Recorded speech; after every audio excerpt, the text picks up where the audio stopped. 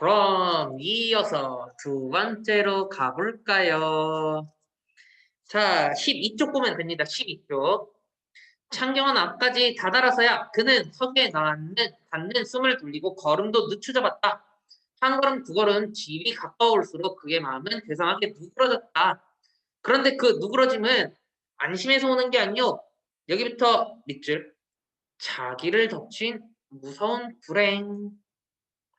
왜? 왜 뭐가 불행이야? 무서운 불행이야? 뭐가 덮친 거야? 아내가 울 것 같다는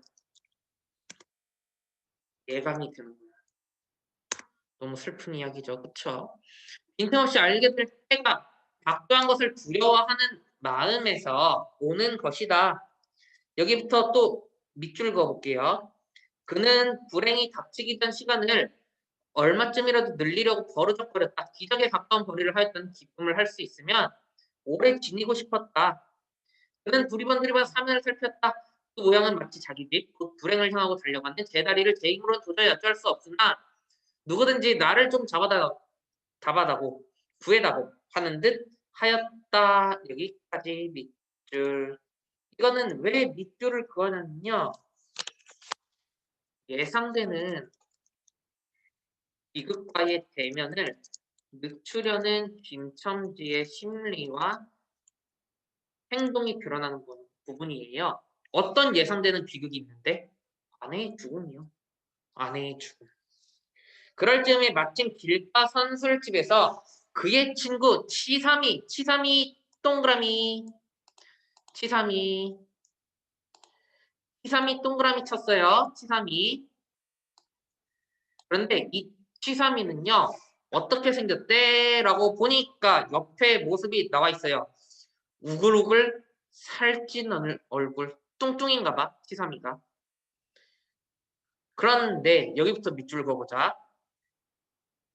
온 턱과 뺨을 시꺼멓게 구렛나룻이 덮었거든. 노릇탱탱한 얼굴이 바짝 말라서 여기저기 고랑이 파이고 수염도 이때야 턱 밑에만 마치 솔잎송이를 거꾸로 붙여놓은 듯한 김첨지의 풍채. 지금 방금 전에 온턱과부터 김첨지의 풍채 뭐 나타낸 거죠? 김첨지의 외양을 묘사한 거죠. 그럼 김첨지는 지금 말랐대. 삐쩍 말랐대. 치삼이는 살이 쪘대. 그럼 치삼이와 김첨지의 외양을 대비해서 드러냈죠. 그쵸? 치삼이와 김첨지의 외양을 대비해서 드러냈습니다. 여보기 김첨지 단에 문 안 들어갔다는 모양일세 그려. 돈 많이 벌었을 테니 한 잔 빨리게. 뚱뚱보는 말랭이를 보던 말에 부르짖었다. 그 목소리는 몸집과 딴판으로 연하고 싹싹하였다. 김첨지는 이 친구를 만난 게 어떻게 반가운지 몰랐다. 자기를 살려준 은민이나 무엇같이 고맙기도 하였다. 여기 밑줄. 왜요? 왜요? 집에 돌아갈 시간을 늦출 수 있어. 왜 시간 늦추면 뭐가 좋은데? 불안하잖아. 아내가 죽었을까 봐. 근데 그걸 보는 걸 조금 더 늦게 볼 수 있는 거야. 불안함을 낮추는 거죠. 그쵸? 자네는 벌써 한잔한 모양일세 그려. 자네도 재미가 좋아 보니. 하고 김천지는 얼굴을 펴서 웃었다. 아따 재미 안 든다고 술 못 먹을 텐가. 그런데 여기 자네 온몸이 어째 물속에 반니 생쥐꽃 꼴이야. 어서 이리 들어와 말리게. 선술집은 훈훈하고 뜨뜻하였다. 추어탕을 끓이는 솥뚜껑을 열 적마다 뭉게뭉게 떠오르는 흰 김.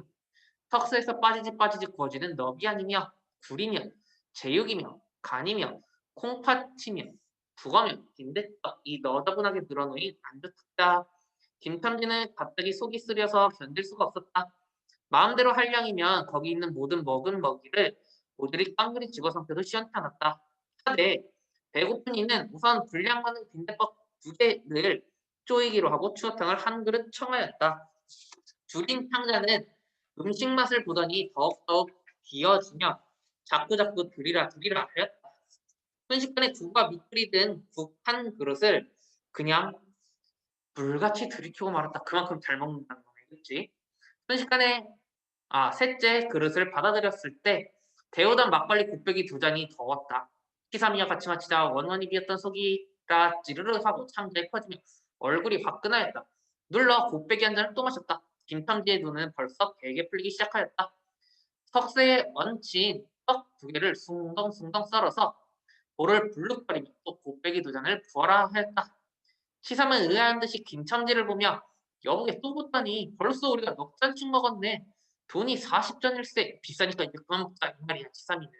그런데 김첨지 약간 플렉스하기 시작합니다. 야 40전 끔찍하냐? 오늘 내가 돈을 막 벌었어. 운수 좋았다. 얼마를 벌었단 말인가? 30원을 벌었어. 30원을. 이런 젠장 맞을 순을 왜 안 부어? 괜찮다 괜찮아. 막 먹어도 상관이 없어. 오늘 돈 산더미같이 벌었는데 이 사람 취했네. 그만두셈. 이놈아 그걸 먹고 취할래냐? 취하는 내가 어서 더 먹어 하고는 치삼이 뒤를 타더니 취한이는 부르짖었다. 그리고 술을 붓는 15살 뱀직한 중대가리에게 달려들어 이놈 왜 술을 붓지 않아?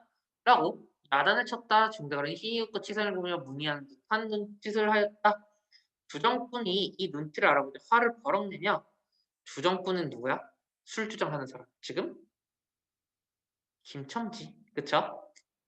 이 오라질 놈들 같으니 이놈 내가 돈이 없을 줄 알고 하자마자 허리춤을 굼쩍굼쩍 하더니 이런 짜리 한 장을 꺼내 중대가리 앞에 펄쩍 집어던졌다.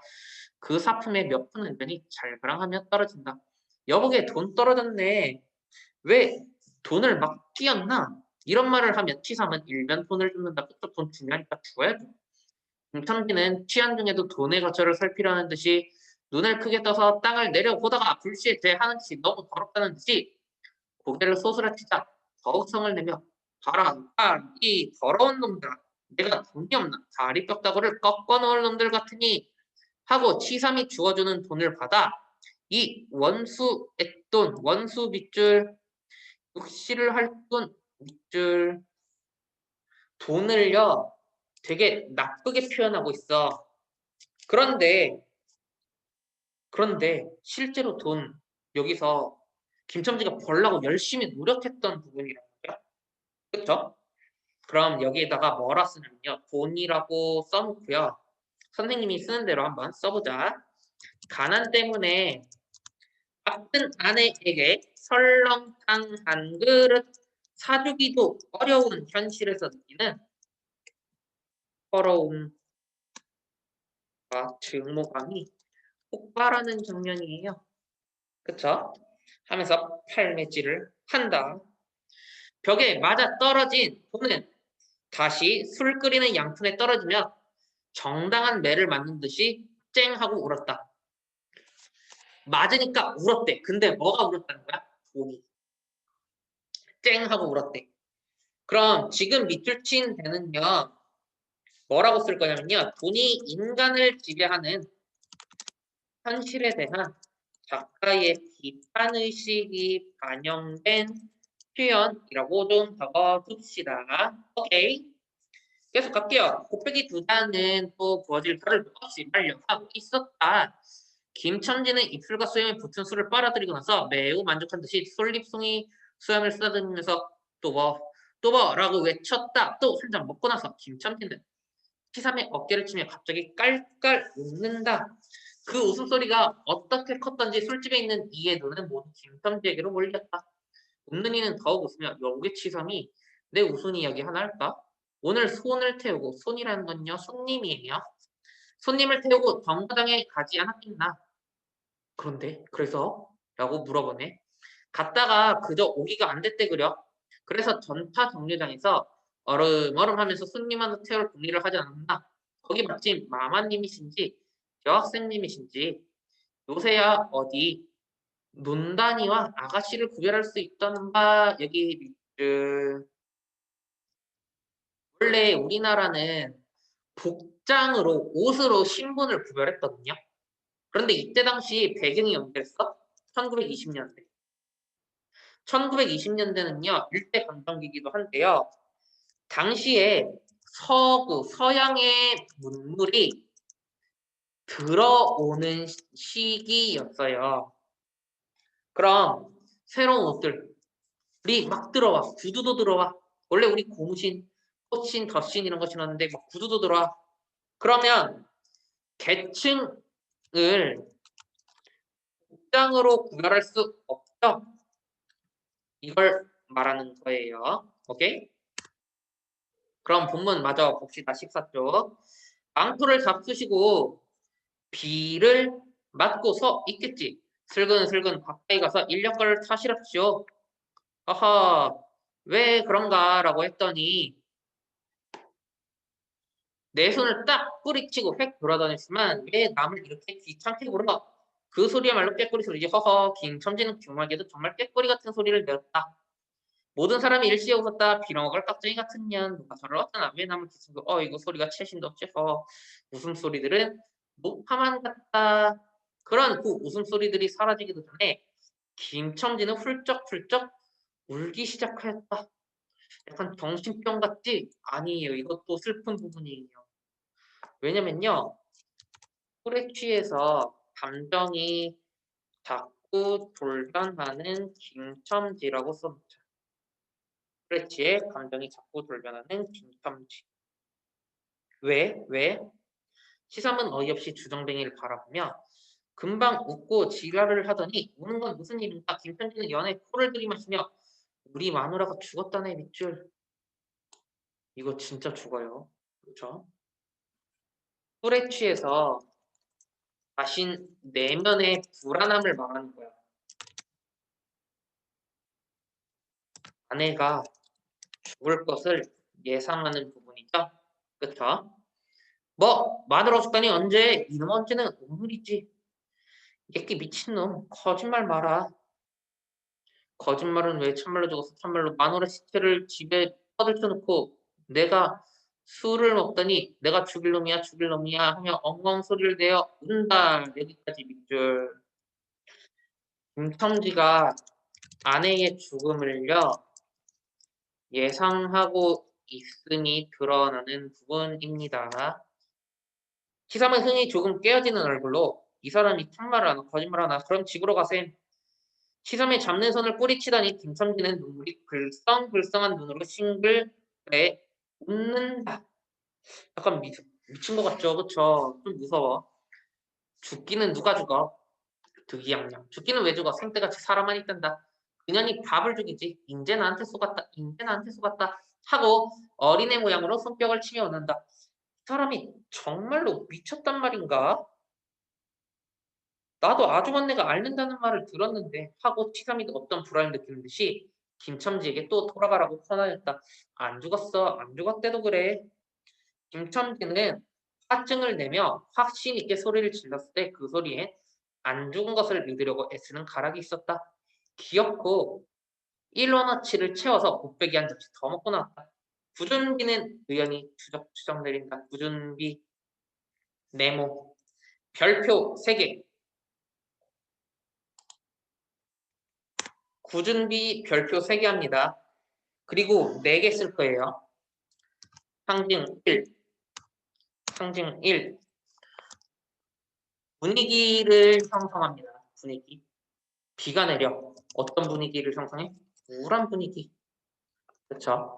두 번째 상징이 또 있어요. 인물의 삶을 드러내줘요. 어떤 인물의 삶인데? 열악한 환경에서 사는 인물의 삶. 또한 그 불안한 심리를 드러내기도 하죠. 누구의 심리? 김첨지의 심리죠. 상징 세 번째, 결말을 암시합니다.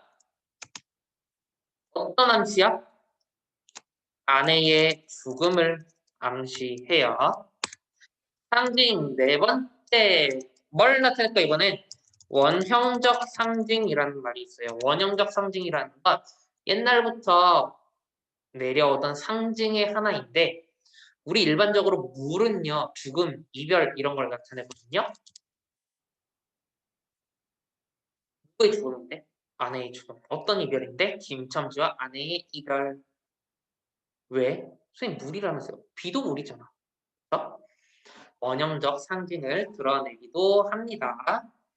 김첨지는 그럼 마저 볼게요. 김첨지는 취중에도 설렁탕을 사가지고 집에 다다랐다. 집이라 해도 물론 셋집이요. 또 집 전체를 새든 게 아니라 안과 뚝 떨어진 행랑방 한 칸을 빌려든 것인데 물을 길어대고 한 달에 이런 식 내는 터이다. 만일 김탐지가 두 개를 따지 않았던 분들 한 발을 대문 안에 들여놨을 때 그곳을 지면 무시무시한 병적 폭풍우가 지나간 뒤에 바다 같은 정적에 다리가 떨렸으리라. 쿨룩거리는 기침 소리도 들을 수가 없다. 그르렁거리는 숨소리도 들을 수 없다. 다만 이 무덤 같은 침묵을 깨뜨린다느니 보단 한층 더 침묵을 깊게 하고 불길하게 하는 빡빡하는 그윽한 소리, 어린애의 젖바는 소리가 날 뿐이다. 이거 자식이에요. 자기 자식. 개똥이. 만일 청각이 예민한 이 같으면 그 여기부터 밑줄 빡빡 소리는 딸따릉이어 꿀떡꿀떡하고 전 넘어가는 소리가 없으니 빈젖을 빤다는 것도 짐작할는지 모르리라. 여기까지 밑줄 긋자. 아내의 죽음을 망치. 엄마가 죽었어. 그러니까 젖이 안 나오는 거야. 내가 아무리 빨아도 젖이 안 나와. 혹은 김첨지도 이 불길한 침묵을 짐작했는지도 모른다. 그렇지 않으면 대문에 들어서자마자 전에 없이 남편이 들어왔는데 나오지도 않았다. 2년 밑줄. 아내의 죽음을 애써 부정하는 모습이에요. 왜? 왜? 불안하거든. 진짜로 죽었을까 봐. 그러면서 자책감을 억누르기 위해서 소리를 지르는 모습입니다. 이라고 고함을 징계 수상하다. 이 고함이야말로 제 몸을 엄습해오는 무시무시한 증을 쫓아버리려는 허장성세인 까닭이다. 하여간 김첨지는 방문을 얼칵 열었다.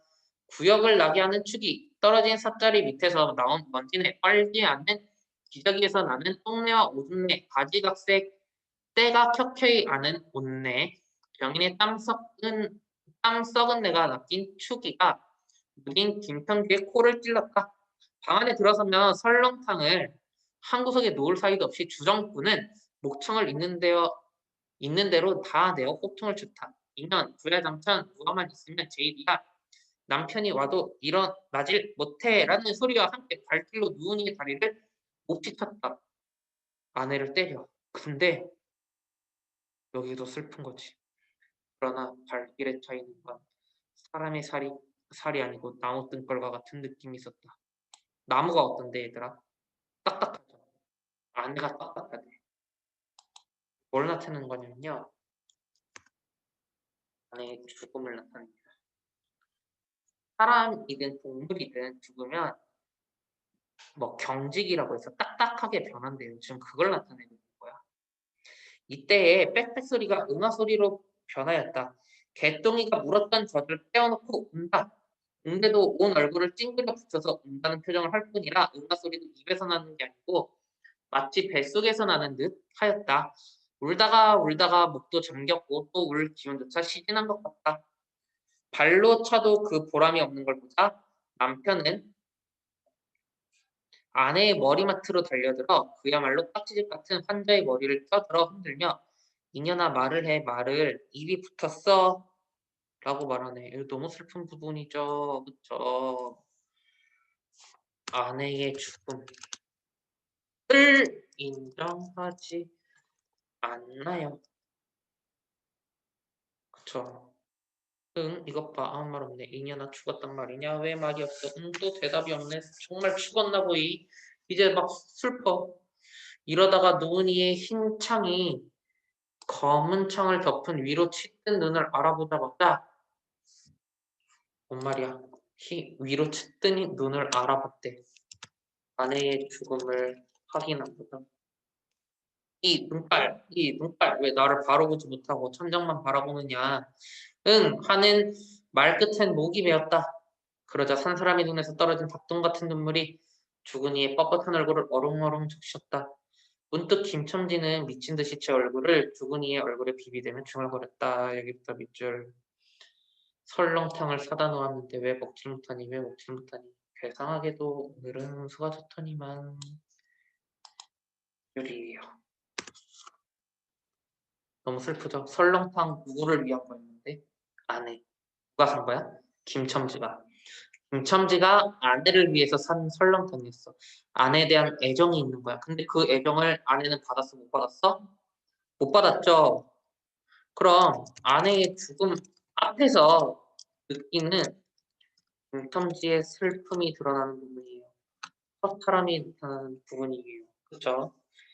굉장히 슬픈 소설입니다. 자, 그럼 우리 소설 본문을 여기까지 한번 살펴봤는데 바로 다음 쪽 넘어가 보자. 17쪽. 작품 정리 이거 쭉 보고 우리는 아까 배경까지 봤었어요. 그쵸? 작품의 짜임 이렇게 보면 되고요. 18쪽 넘어와서 심리학과 인력거에다 우리 아까 또 뭐 추가했었는데 뭐 추가했었어요. 우리 여기다 집을 추가해놨었죠. 그쵸? 소재의 역할 이거 쭈루룩 전부 다 알아두면 됩니다. 그 다음에 제목 자체가 중요하다고 했어. 운수 좋은 날. 간호법이 더 왜 제목 자체는 럭키데이야. 운수 좋은 날이야. 하지만 실제는 아내가 죽었어. 그쵸? 간호법이죠. 반대로 표현을 했습니다. 그럼 운수 좋은 날 여기서 마치도록 하겠습니다. 안녕.